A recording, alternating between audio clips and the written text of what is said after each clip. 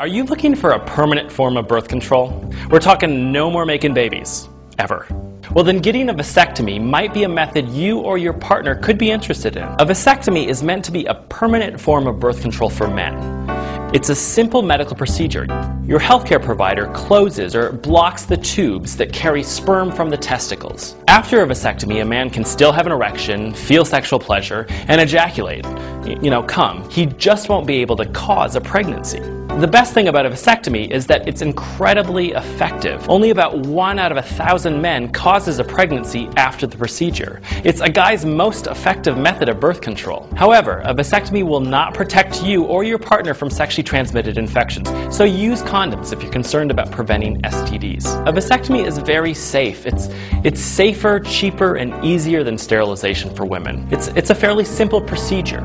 Sounds good, right? Just be sure that you understand that a vasectomy is meant to be permanent. That means forever. It's not a good option if there's even a possibility that you might want to have a biological child in the future.